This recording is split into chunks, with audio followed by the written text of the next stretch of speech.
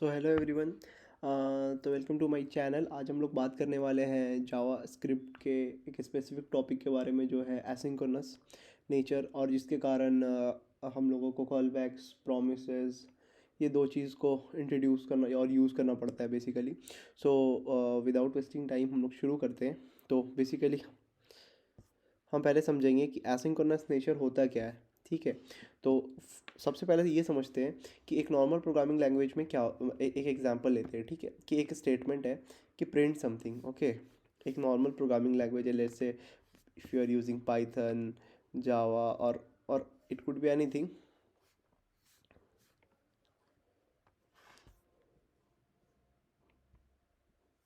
Okay, so basically आपने एक statement लिखा जो बोलता है कि print something, then sleep for a while, then again print something. Okay, and then again print something. Okay, so there are two print statement. Okay, this one, three print statement totally, and one sleep statement. Okay, this is a sleep statement. So what will happen, like for example, I want a sleep of 2 seconds. Okay, तो क्या होगा, सबसे पहले कि ये statement print होगा। ठीक है, उसके बाद जो प्रोसेस है वो 2 सेकंड के लिए बिल्कुल रुक जाएगा, और उसके बाद तीसरा स्टेटमेंट प्रिंट होगा। उसके बाद फिर क्या होगा, उसके बाद चौथा स्टेटमेंट प्रिंट होगा, सॉरी, दूसरा स्टेटमेंट प्रिंट होगा, उसके बाद तीसरा स्टेटमेंट प्रिंट होगा। ठीक है, लेकिन ये जो नेचर है ना, ये जावा स्क्रिप्ट में थोड़ा चेंज हो जाता है जब कोई ऐसा टास्क रहता है जावा स्क्रिप्ट के पास जिसमें जस्ट उसको वेट करना है, उसका जो एक्चुअल थ्रेड है वो ऑक्यूपाइड नहीं है। इस बात को एग्जैक्टली समझने की कोशिश करें, क्योंकि एक एग्जांपल मैं दूंगा इसके बाद, उससे ये प्रॉपरली क्लियर हो जाएगा कि एक्चुअल थ्रेड ऑक्यूपाइड होने का मतलब क्या है। ठीक है, तो अगर कोई ऐसा टास्क है जिसमें सिर्फ वेटिंग है और उसका एक्चुअल थ्रेड ऑक्यूपाइड नहीं है, ठीक है, और JavaScript is a single threaded language. Okay, so they are no multi threading, okay, by default.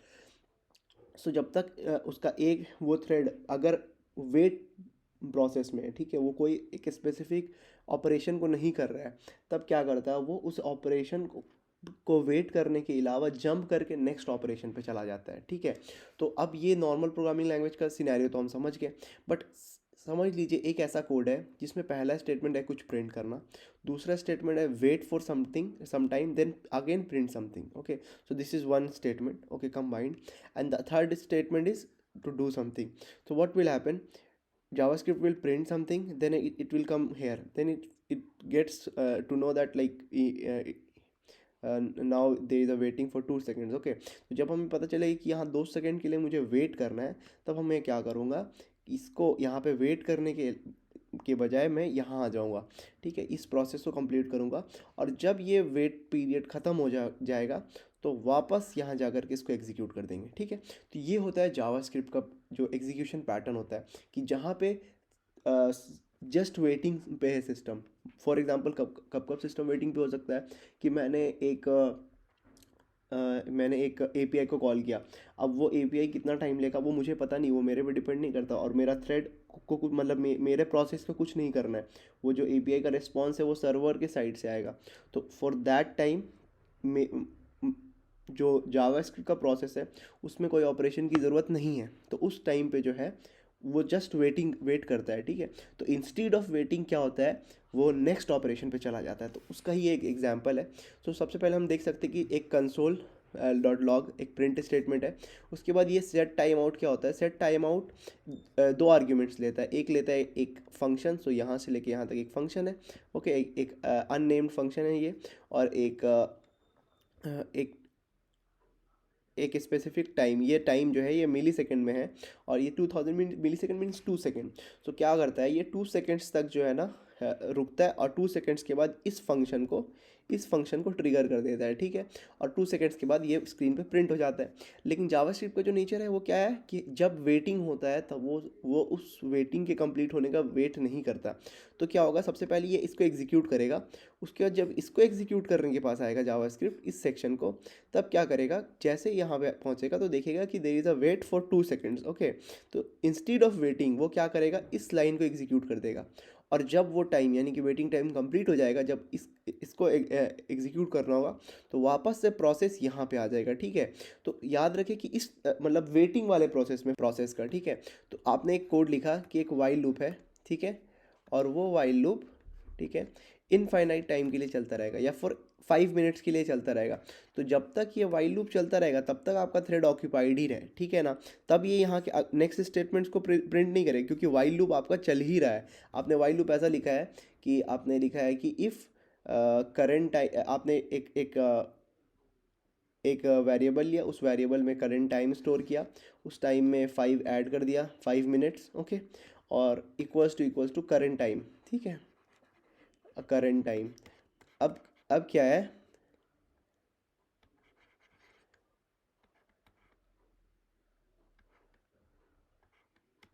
सो होगा क्या कि आपने एक करंट टाइम लिया, करंट टाइम को में 5 जोड़ा और उसके बाद उसको ये कंडीशन को जो है ना, ये करंट टाइम कब का है, मतलब आपने इस ऊपर में एक वेरिएबल में करंट टाइम को स्टोर किया, ये वेरिएबल है, उसमें 5 मिनट्स ऐड किए। और अब क्या है ना, इस स्टेटमेंट को ओके, आपने पहले इस वेरिएबल में करंट टाइम स्टोर कर लिया, ठीक है। अब करंट टाइम उस समय मान लीजिए 10 बज रहे थे, ठीक है, आपने 10 में 5 मिनट ऐड किया, मतलब 10 बज के 5 मिनट, ओके। तो आपने एक लूप क्रिएट किया कि if this is greater than, okay, और इक्वल टू, तो 10 बज के 5 मिनट, तो तब क्या होगा कि 5 मिनट तक आपका लूप कंटिन्यूअसली, ये कुछ नहीं है, ये एक ब्लैंक लूप है या फिर एक प्रिंट स्टेटमेंट है, तो ये पूरे 5 मिनट तक जो है ये वाइल लूप के अंदर ही रहेगा। तो यहाँ पे थ्रेड ऑक्यूपाइड नहीं, ऑक्यूपाइड है, यहाँ पे वेट नहीं कर रहा है, वो एक इनफाइनाइट लूप में है, ठीक है। तो इस तरह का जब सिनेरियोज भी हम लोग को आता है, जब हम लोग रिकर्सिवली कोई डेटा को प्रोसेस करते हैं या फिर इटरेटिवली करते हैं, तो ये जस्ट मैंने एग्जांपल के लिए बता दिया कि थ्रेड ऑक्यूपाइड होने से मतलब क्या है, कि ऑक्यूपाइड मीन्स वो कुछ कर रहा है, ठीक है, और जब जस्ट वेट कर रहा है, जैसे यहाँ पे ये 2 सेकेंड्स के लिए इसको बस वेट करना है, इसका इसका कोई दूसरा टास्क नहीं कि उसको अकॉम्प्लिश करना है, ठीक है। तो ये हुआ पहला पार्ट, ठीक है, कि एसिंक्रोनस होता क्या। तो अब इसको हम लोग रन करके देखते हैं कि ये क्या बिहेवियर दिखाता है। तो जैसे कि हम देख सकते हैं कि यहाँ पे हम लोग आ चुके हैं। तो बेसिकली यहाँ पे क्या है कि ये सबसे पहले क्या प्रिंट करेगा, स्टार्ट, उसके बाद ये क्या प्रिंट करेगा कि फुल्ली कंप्लीटेड, क्यों, क्योंकि ये 2 सेकेंड वेट कर रहा है इधर, ठीक है। तो instead of waiting 2 seconds it will print this and then again it will get back to this section, okay. तो अब हम लोग इसको रन करके देखते हैं। तो ये खुला और जस्ट इसको रिफ्रेश करते हैं। सो आप से देख सकते हैं कि start is coming first, after that fully completed is coming and than half completed is coming, okay. So this is the nature of JavaScript, okay, this is the nature of JavaScript. तो अब क्या है कि बहुत बार ऐसा होता है कि हम लोग को कोई प्रोसेस जो है एक के बाद ही दूसरा एग्जीक्यूट कर रहे हैं, ठीक है। अब जैसे ये स्टार्ट है, उसके बाद हमको हाफ कंप्लीट को एग्जीक्यूट करना, उसके बाद फुल्ली कंप्लीट एग्जीक्यूट करना है, ठीक है। इसको पहले एग्जीक्यूट नहीं कर सकते, ठीक है। यहाँ पे तो एक प्रिंट स्टेटमेंट है, बट बहुत सारे सिनेरियोज में ऐसा होता है कि वो एक्चुअल डेटा हो, ठीक है। तो अगर आप किसी डेटा को प्रोसेस कर रहे हो और डेटा का मल्टी लेवल ऑपरेशंस है, तो एक लेवल ऑफ ऑपरेशन कंप्लीट होने के बगैर आप दूसरे लेवल ऑफ ऑपरेशन नहीं कर सकते, ठीक है। तो अब इसके लिए क्या क्या यूज़ किया जाता है कि जब हमको स्पेसिफिकली एक फंक्शन या एक स्टेटमेंट को दूसरे के बाद एग्जीक्यूट करना है, तो उसके लिए हम लोग के पास दो ऑप्शन है। एक होता है कॉल बैक फंक्शंस का और एक होता है प्रोमिसेस। तो कॉल बैक फंक्शन बेसिकली ये होता है ना कि एक फंक्शन हम लोग क्रिएट किए, ठीक है, और उस फंक्शन के अंदर एक आर्ग्यूमेंट पास किए, जो क्या होगा, वो खुद एक फंक्शन होगा, ठीक है। तो अब ये फंक्शन अपना सारा स्टेटमेंट्स को एग्जीक्यूट कर लेगा और उसके बाद जो है इस कॉल बैक फंक्शन को एग्जीक्यूट कर देगा, ठीक है, जो इसको एज ए आर्ग्यूमेंट मिला था, ठीक है। अब क्या होगा, तब होगा क्या, और इस फंक्शन के अंदर हम वो डालेंगे जो हम एग्जीक्यूट कराना चाहते हैं। तो होगा क्या कि हम लोग के पास श्योरिटी हो जाएगी कि इस फंक्शन के एग्जीक्यूट होने के बाद ही ये फंक्शन एग्जीक्यूट होगा, ठीक है। लेकिन इसमें एक प्रॉब्लम होता है, जब आप multiple levels of callbacks हो जाते हैं ना, मान लीजिए आप नोड जेएस पे कोड कर रहे हैं, ठीक है, नोड जेएस में आप कोड कर रहे हैं, आपको क्या करना है, एक एसक्यूएल डेटाबेस से कनेक्ट करना है। तो आप एसक्यूएल डेटाबेस से कनेक्ट किए, तो आपको एक फंक्शन लिखना होगा कि कनेक्ट करने के लिए उसमें एक कॉल बैक डालना होगा कि after a connection is established, function 1 मान लीजिए कनेक्शन को इस्टेब्लिश करता है, फंक्शन 2 जो है डेटाबेस सेलेक्ट करता है। तो अगर हम लोग कनेक्शन के इस्टेब्लिश होने से पहले डेटाबेस सेलेक्ट करना चाहेंगे तो it will throw error, okay. तो अब क्या कॉल बैक इसके अंदर डालना होगा। अब जब कनेक्शन इस्टेब्लिश्ड हो गया, फिर उसके बाद डेटाबेस सेलेक्ट हो गया। अब डेटाबेस सेलेक्ट होने के बाद अल्टीमेटली हम लोग को क्वेरी तो परफॉर्म करनी है, तो अब इस फंक्शन के अंदर फिर एक कॉल बैक और होगा। तो ये जो नेस्टेड कॉल बैक्स हो जाते हैं ना, तो ये जो है ना, जो है इसको हम लोग कहते हैं कॉल बैक हेल भी बोलते हैं, ठीक है। तो क्या बोलते हैं, तो ये प्रॉब्लम होता है कॉल बैक्स के साथ कि बहुत ज़्यादा नेस्टेड होने के बाद ये इसको मेंटेन करना थोड़ा टफ हो जाता है, ठीक है, और समझना भी टफ हो जाता है कोड, लिखा हुआ कोड को, ठीक है। तो अब उसके लिए क्या आता है, उसके लिए है प्रोमिसेस। ओके, तो प्रोमिसेस का दो तरीका है, एक है एसिंक अवेट। ओके, एक है एसिंक अवेट और एक है देन और कैच। तो हम लोग इसको एग्जाम्पल से डायरेक्टली समझेंगे कि ये क्या होता है। इसमें भी क्या करते हैं हम लोग, एक फंक्शन, कोई फंक्शन वो क्या रिटर्न करता है, एक प्रॉमिस रिटर्न करता है, ठीक है। तो प्रॉमिस रिटर्न करता है वो, कोई भी एक फंक्शन है वो क्या रिटर्न करता है, प्रॉमिस। ओके, और वो प्रॉमिस जो है ना, वो जो प्रॉमिस है, वो प्रॉमिस का दो स्टेट होता है, दो फाइनल स्टेट होता है, एक होता है रिजॉल्व और एक होता है रिजेक्ट। ओके, अब ये जो दो स्टेट होता है, रिजॉल्व और रिजेक्ट, ठीक है। अब ये जो दो स्टेट है, रिजॉल्व एंड रिजेक्ट, तो अब इसमें क्या होता है ना कि अगर ये प्रॉमिस रिजॉल्व हुआ इन फ्यूचर, तो क्या होता है, देन ब्लॉक एग्जीक्यूट हो जाता है, ठीक है। और अगर ये रिजेक्ट हुआ तो कैच ब्लॉक एग्जीक्यूट हो जाता है। और इसमें हम लोग डेटा ये पास कर सकते हैं कि ये रिजॉल्व विद सम डेटा। अब एक अगर एसक्यूएल कनेक्शन है तो रिजॉल्व विद, अब ये एक डेटा होगा, उस डेटा के अंदर एक ऑब्जेक्ट होगा जो क्या होगा, एक एसक्यूएल कनेक्शन होगा, ठीक है। और it can reject with some errors. Okay, कि उसमें एरर डिटेल होगा कि एग्जैक्टली क्या एरर आया कि एक जो प्रोसेस है वो कंप्लीट नहीं हो पाया। अब अगर रिजॉल्व होगा तो देन एग्जीक्यूट करेगा, और ये डेटा जो है हम देन से कैच कर सकते हैं और फिर फर्दर एग्जीक्यूट कर सकते हैं। मतलब जैसे कनेक्शन बन गया, कनेक्शन बनने के बाद देन के अंदर, बट इसमें भी जो थोड़ा सा नेस्टेड वाला सीन है वो आ ही जाता है, ये भी थोड़ा नेस्टेड हो जाता है, ठीक है। हम लोग एग्जांपल में समझेंगे। सबसे जो नीट कोड रहता है वो इसमें ही रहता है, एसिंक अवेट में। ये जो होता है इसमें कोड मोस्टली बहुत नीट होता है as compare to then catch, और then catch is better than callbacks, ठीक है। तो ये बस सिंटैक्टिकल डिफरेंस है, ठीक है। आप अगर यूज़ करते हैं तो बस डेवलपर पर्सपेक्टिव से डिफरेंस है, बट प्रोग्रामिंग लेवल पे या फिर जावास्क्रिप्ट के लेवल पे एग्जीक्यूशन में डिफरेंस नहीं रहता है, ठीक है। तो अब ये समझ चुके। अब हम लोग चलते हैं एक एग्जाम्पल की तरफ, ठीक है, कॉल बैक्स का। तो ये देखते, यहाँ पे आप देख सकते हैं कि एक फंक्शन है, ठीक है, फंक्शन वन एक कॉल बैक रिसीव कर रहा है, दिस इज कॉल बैक। सो ये एक आर्ग्यूमेंट है, ठीक है, इसका नाम कॉल बैक है, और ये क्या है, ये कॉल बैक फंक्शन है, ठीक है। अब क्या है कि यहाँ पे ये स्टेटमेंट तो पहचाना हुआ है, ठीक है, कि ये 2 सेकंड के बाद इस सेक्शन को एग्जीक्यूट करेगा, ठीक है। अब 2 सेकंड के बाद इस सेक्शन को एग्जीक्यूट करेगा तो क्या है, अब ये F1 कंप्लीटेड, उसके बाद ये कॉल बैक को एग्जीक्यूट कर देगा।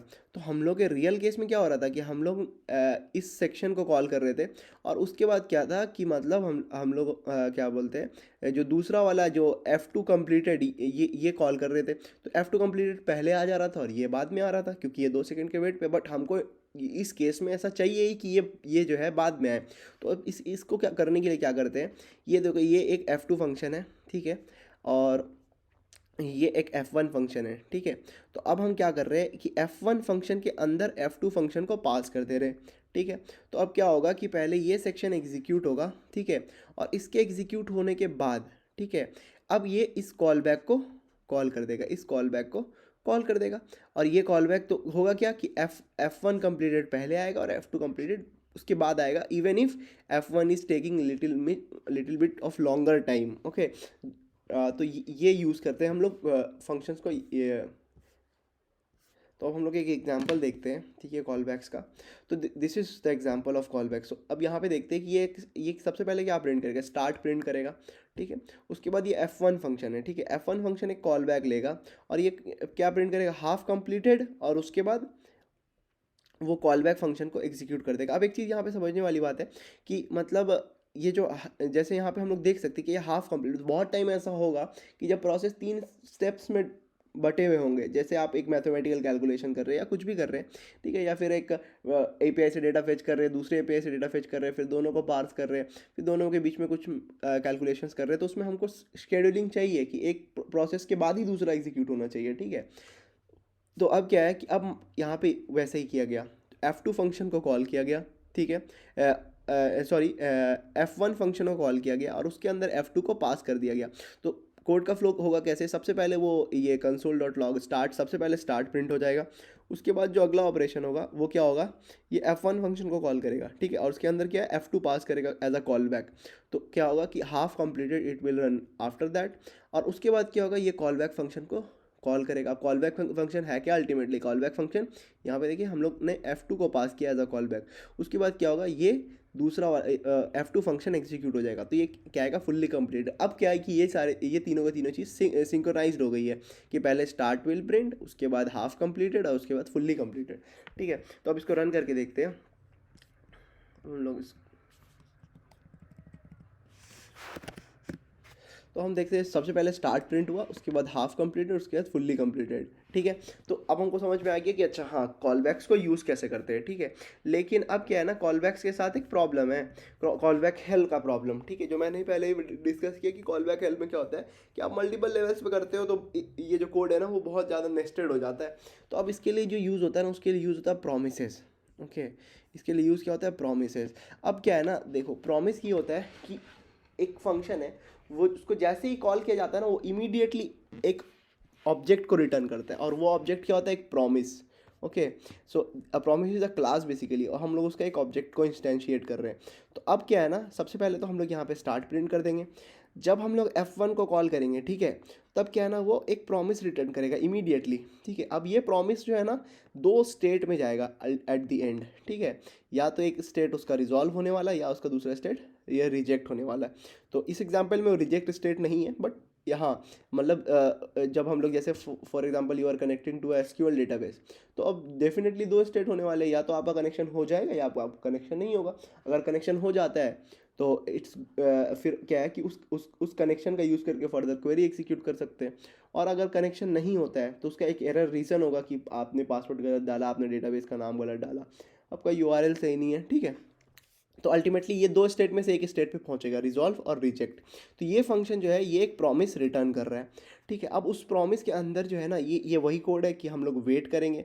ठीक है, वेट फॉर 2 सेकेंड्स, तो अब 2 सेकेंड के लिए वेट कर रहे हैं। ठीक है, तो यहाँ ये सारा चीज़ हम लोग क्या है कि हम लोग सिंक्रोनाइज बनाने की कोशिश कर रहे हैं जावास्क्रिप्ट को। ठीक है, तो अब क्या हम लोग वेट करेंगे 2 सेकेंड के लिए। अब 2 सेकेंड के लिए ये वेट करेगा। ठीक है, अब उसके बाद क्या एग्जीक्यूट करेगा, हाफ कंप्लीटेड, उसके बाद ये रिजॉल्व इस फंक्शन को एग्जीक्यूट कर दे। ये प्रॉमिस जो है ये दो फंक्शंस है लिया है। ठीक है, एज आर्ग्यूमेंट रिजॉल्व और रिजेक्ट।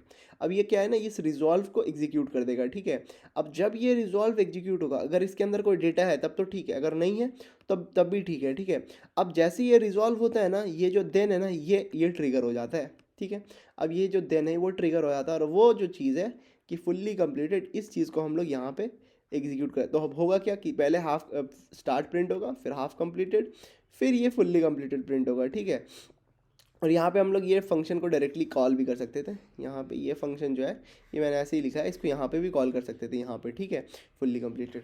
तो अब क्या है ना, ये अब इससे हुआ क्या कि इस फंक्शन को मुझे यहाँ पास नहीं कराना पड़ा, क्योंकि क्यों, इससे फ़ायदा क्या हुआ कि अगर कॉल बैक्स के अंदर कॉल बैक्स के अंदर बहुत रिकर्सिवली, मतलब बहुत सारा रिकर्शन में हम लोग को ना फंक्शंस पास करने पड़ते उस तो वो जो है ना बहुत नेस्टेड हो जाता है और इजी टू मेंटेन नहीं रहता। और यहाँ पे क्या है कि ये कंपैरेटिवली ईजी है। तो अब हम लोग इसको रन करके देखते हैं। ठीक है, तो हम लोग सबसे पहले यहाँ आ जाते हैं। अब क्या है, देखते हैं कि ये स्टार्ट है, उसके बाद ये एक फंक्शन है, उसके बाद ये दूसरा फंक्शन है। ओके, सॉरी सॉरी, ये यहाँ आना है।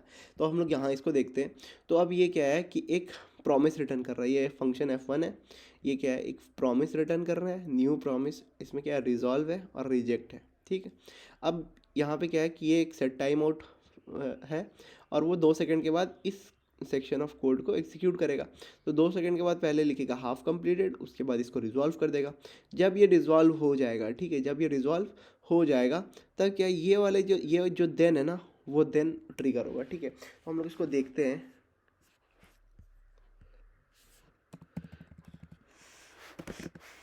ठीक है, सबसे पहले ये स्टार्ट हुआ, और उसके बाद ये जो है हाफ कंप्लीटेड, फुल्ली कंप्लीटेड। अब इसको हम लोग थोड़ा सा और एनालाइज करते हैं। जैसे अगर हम लोग इसको मान लो रिजेक्ट करते हैं, रिजेक्ट। ठीक है, अब अगर रिजेक्ट करते हैं, ठीक है, और हम लोग इसके अंदर यहाँ पे कैच ब्लॉक ऐड करना पड़ेगा। ठीक है,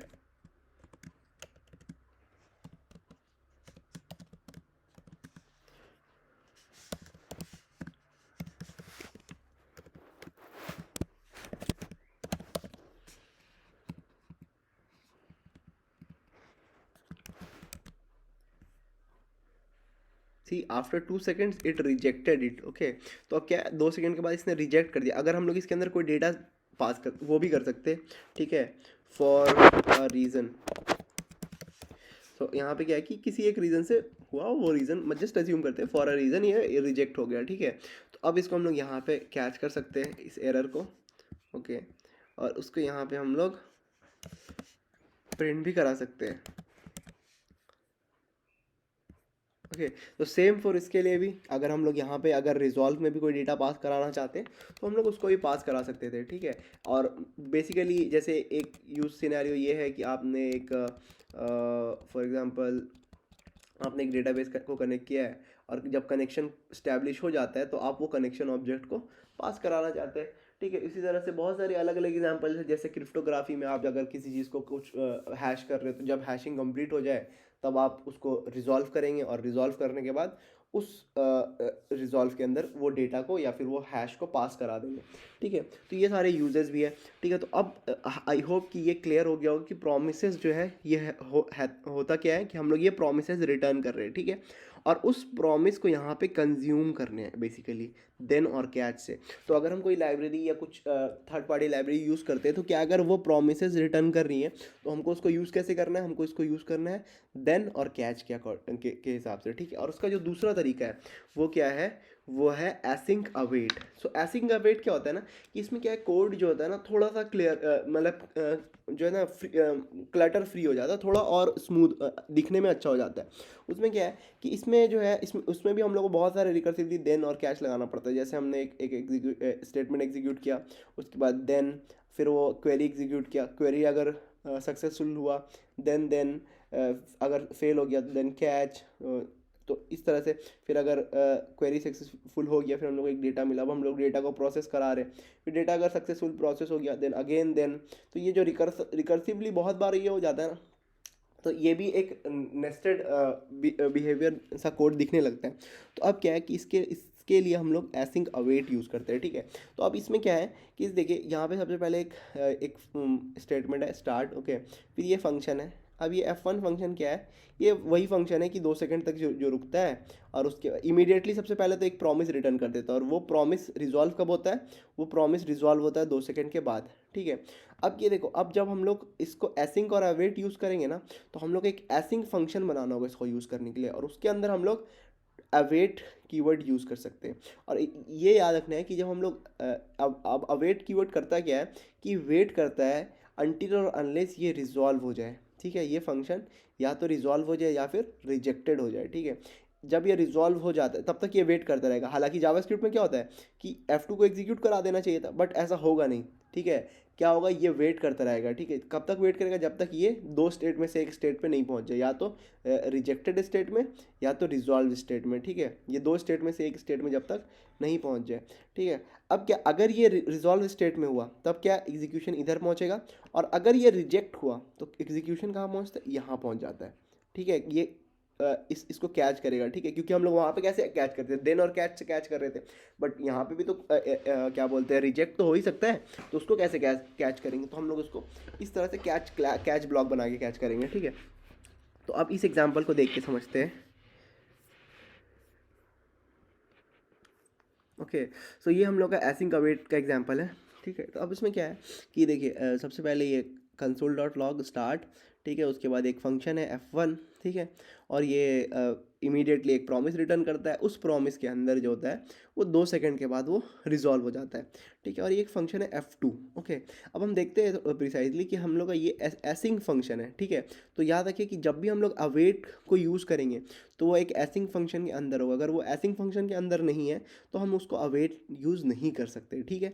लेकिन यहाँ पे क्या है कि मल्टीपल जो ये जो होता है कोड ईजी हो जाता है, ठीक है। और इसका जो डेटा रिटर्न होगा, ठीक है, जो F1 मान लीजिए अगर रिजॉल्व के अंदर हम लोग कोई डेटा डालते हैं तो उसको हम लोग इस तरह से स्टोर कर सकते हैं, इस तरह से, ठीक है। तो अगर मान लीजिए अगर ये F1 फंक्शन है SQL का कनेक्शन को कनेक्ट डेटाबेस से कनेक्ट करने के लिए, और ये एक कनेक्शन को रिटर्न करता है, तो जब ये वो रिजॉल्व होगा, ठीक है, तो रिजॉल्व होने के टाइम ये एक कनेक्शन रिटर्न करेगा, और वो कनेक्शन को हम लोग इस तरह कैच कर सकते थे।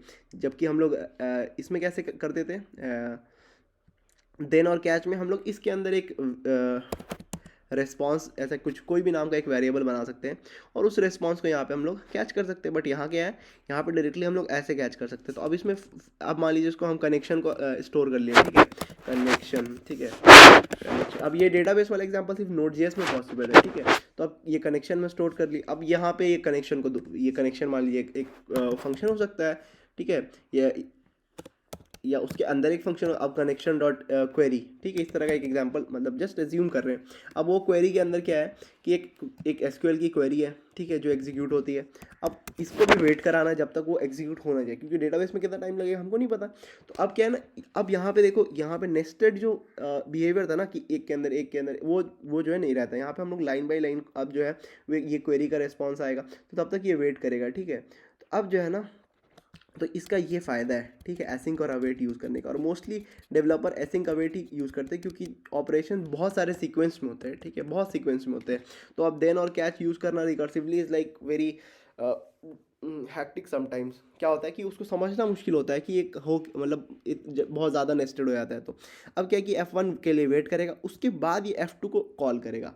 तो यूजुअली क्या होता है कि जब भी वेटिंग करना रहता है, वो डायरेक्टली वेट करने के बजाय जावास्क्रिप्ट F2 को एग्जीक्यूट करेगा। बट यहाँ पे क्या होगा, ये वेट करेगा और उसके बाद F2 को एग्जीक्यूट करेगा, ठीक है। तो हम लोग इसको रन करके देखते हैं इस एग्जांपल को।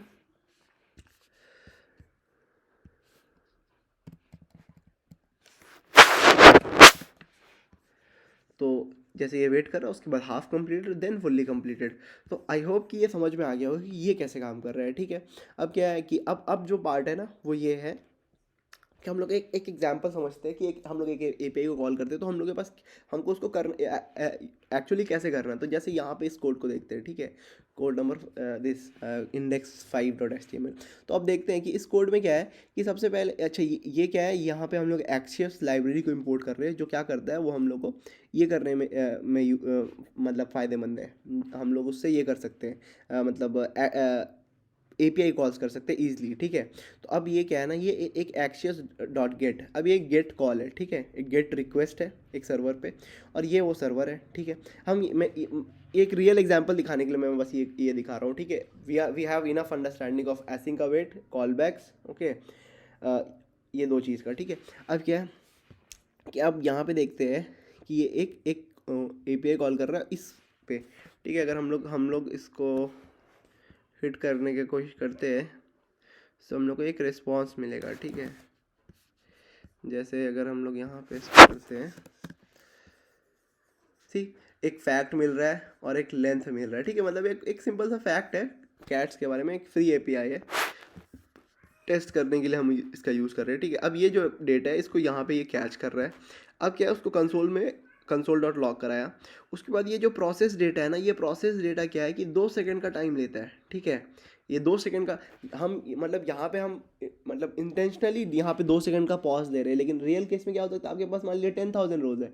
अब 10,000 रोज में से आपको सिर्फ 50 रोज या 30 रोज सर्च करके निकालना है, ठीक है। तो उसमें टाइम लग सकता है, little more than usual time लग सकता है, ठीक है। अब ये समझ लीजिए यहाँ पे कोई इंटेंस ऑपरेशन हो रहा है जिसमें हमको 2 सेकंड तक, हालांकि 2 सेकंड नहीं लगता है, hardly 1 second two, depending on the data, okay, कि लग भी सकता है। बहुत सारे चंक्स में अगर डेटा है और आपको सर्च करना है कि किसी एक चंक में ही वो डेटा है, तो टाइम लग सकता है, ठीक है। तो लेकिन यहाँ पे नहीं लग रहा है, लेकिन हमको इंटेंशनली हम चाहते हैं कि दिखे कि टाइम लगने से क्या होगा प्रॉब्लम, ठीक है। तो अब क्या है, ये प्रोसेस डेटा जो है, ये प्रोसेस डेटा क्या हुआ कि यहाँ पे ये वेट कर रहा था, ठीक है। अब जब तक ये वेट कर रहा था और उसका रिस्पॉन्स हम किस में लेना चाहते हैं, ये एक्स में, इसका जो रिटर्न वैल्यू है। तो अगर हम लोग इसको देखते हैं तो क्या होगा, और जो रिस्पॉन्स आया उसको हम लोग कहाँ पे पुट कर रहे हैं, उसको हम यहाँ पे पुट कर रहे हैं, ठीक है, इस टैग में, ये इस जगह पे, ठीक है। तो अगर हम देखते हैं कि ये क्या प्रिंट करता है अल्टीमेटली, ठीक है, हम देखते हैं कि ये अनडिफाइंड प्रिंट कर रहा है। क्यों अनडिफाइंड प्रिंट कर रहा है, क्यों, क्योंकि यहाँ पे हुआ क्या, जब तक ये प्रोसेस डेटा एग्जीक्यूट होता, तब तक क्या हुआ, ये document dot gate element by ID ये एग्जीक्यूट हो चुका था। हमको चाहिए क्या था कि ये जो है ये तब ही एग्जीक्यूट हो, ठीक है। ये कभी तब एग्जीक्यूट हो जब आपका ये वाला प्रोसेस कंप्लीट हो चुका है, ठीक है, ये वाला प्रोसेस कंप्लीट हो चुका है। तो अब इसको करने के लिए दो तरीका है बेसिकली, एक तो कॉल बैक और दूसरा प्रॉमिस, हम दोनों तरीका दिखाएंगे। और प्रॉमिस में दो तरीका है, एक देन से इसको करना और दूसरा तरीका क्या है एसिंक अवेट से करना। तो सबसे पहले कॉल बैक से करते हैं, ठीक है। तो अब ये जो ऑपरेशन है ना, इसको हम डालते हैं एक एक फंक्शन के अंदर।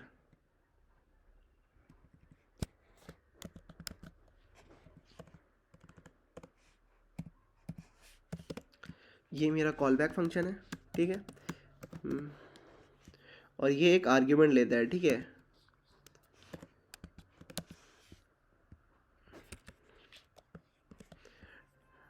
और ये कॉल बैक फंक्शन मुझे यहाँ भी डालना होगा, ठीक है, कॉल बैक, ठीक है। और ये जो डेटा है ना, यहाँ पे ये इसको रिटर्न करने के बजाय क्या करेगा, इसको कॉल बैक पे कॉल कर देगा, कॉल बैक,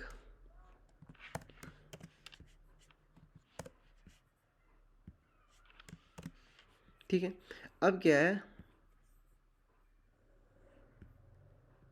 अब ये डेटा यहाँ पे ये एज अ एक्स वेरिएबल यहाँ पे कैच हो, मतलब यहाँ पे आएगा और उसके बाद ये यहाँ पे प्रिंट हो जाएगा, ठीक है। सो अब हम देख सकते हैं कि 2 सेकंड तक पहले वेट हुआ, वेट करने के बाद ये इसको सक्सेसफुली प्रिंट करा पाया, ठीक है। तो ये तो हुआ एज अ कॉल बैक, ठीक है, यहाँ तक क्लियर है। अब क्या करते हैं, अब हम लोग इसको एज अ प्रॉमिस और प्रॉमिस करने की कोशिश करते हैं, ठीक है।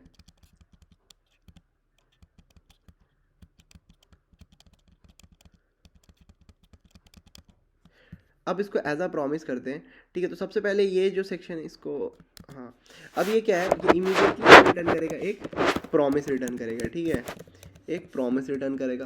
प्रॉमिस का दो स्टेट होता है, एक रिजॉल्व होता है और एक रिजेक्ट होता है, ठीक है। अब ये प्रॉमिस का दो स्टेट है, एक रिजॉल्व है और एक रिजेक्ट है, ठीक है। तो ये बेसिकली एक फंक्शन है, ठीक है। अब ये फंक्शन में से या तो ये रिजॉल्व होने वाला है या तो वो रिजेक्ट होने वाला है, ठीक है। तो अब क्या है ना, इसको रिजॉल्व करते हैं यहाँ पे, रिजॉल्व,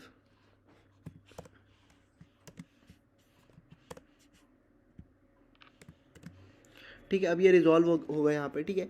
अब देखते हैं यहाँ पे हम लोग को इसको यूज़ कैसे करना है। हम लोग को यूज़ ऐसे करना है कि डॉट देन, ठीक है। अब जो रिजॉल्व होने के बाद जो डेटा आएगा वो किस में आएगा, इसमें आएगा आर में, ठीक है, मतलब यहाँ पे आ जाएगा, ठीक है। अब उसके बाद ये आर में आया। अब ये सेक्शन ऑफ कोड को हम क्या करते हैं,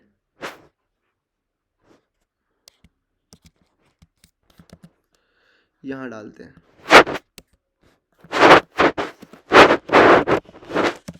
ठीक है। अब देखते हैं,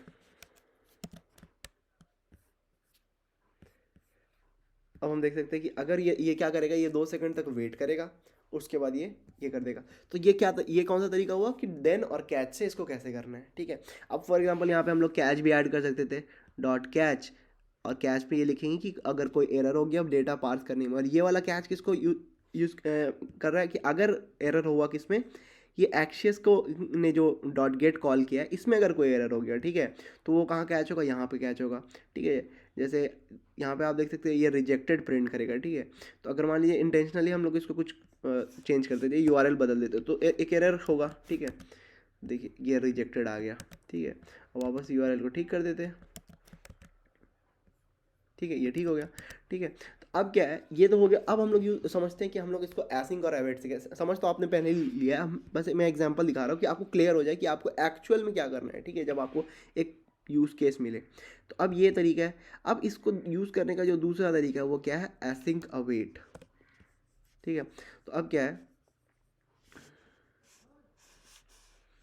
तो सबसे पहले जो कंस्ट्रेंट है वो क्या है कि हम लोग को एक एसिंक फंक्शन बनाना पड़ता है, ठीक है, एसिंक फंक्शन, ठीक है। अब ये एसिंक फंक्शन का नाम कुछ भी रख सकते हैं कि पोस्ट प्रोसेसिंग, पोस्ट प्रोसेस। अब ये क्या है ना, ये एक डेटा लेगा, ये एक्स डेटा मान लीजिए लिया ये, और ये जो डेटा एक्स है इसको कहाँ दे फॉरवर्ड करता है, ये क्या करता है, इसको प्रोसेस डेटा में पास करता है, प्रोसेस डेटा में पास करता है।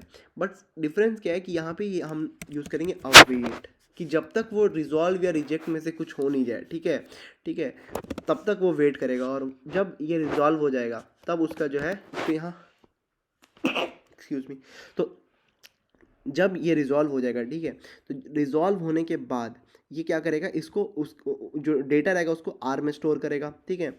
तो तब तक वो वेट करेगा और उसके बाद क्या करेगा,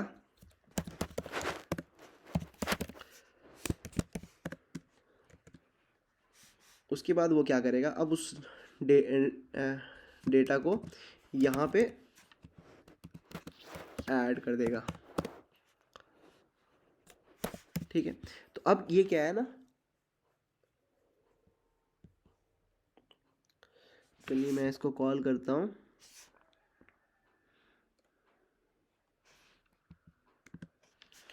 पोस्ट प्रोसेस और फिर आर डॉट डेटा।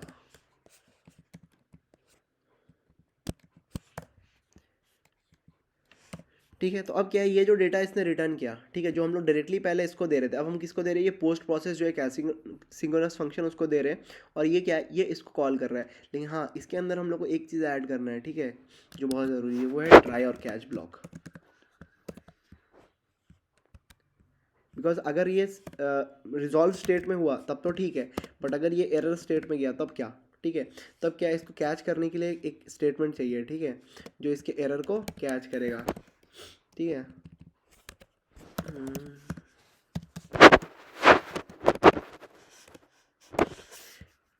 अब क्या, अब इसमें क्या होता है कि यहाँ पे हम लोग का कोड बहुत क्लीन हो जाता है, क्योंकि हम लोग ये जो सेक्शन है अब यहाँ पे नेस्टेड नहीं होता है। अब अगर यही एग्जांपल आप समझे डेटाबेस वाला, कि डेटाबेस से क्वेरी किए कि एक कनेक्शन के लिए, कनेक्शन रिटर्न हुआ, फिर नेक्स्ट लाइन में कनेक्शन को हिट करने के लिए क्वेरी, फिर नेक्स्ट लाइन में उस का जो डेटा है उसको प्रोसेस करने के लिए एक statement.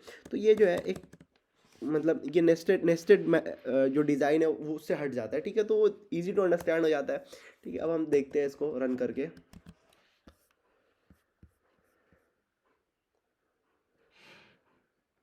Okay, invalid left hand side assignment.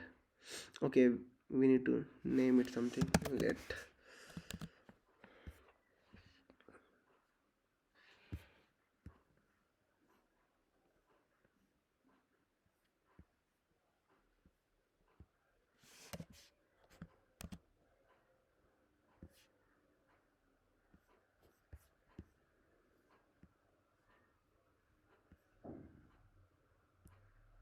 oh sorry, it should be in a .html. Okay, see, now it's working fine. So I hope you guys are able to understand this video.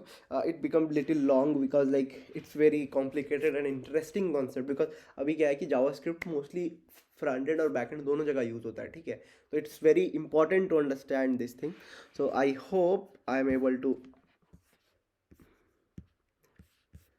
make you understand, okay, with a real use case. And I really thank you for watching this video and paying your attention. Okay, then bye, see you soon.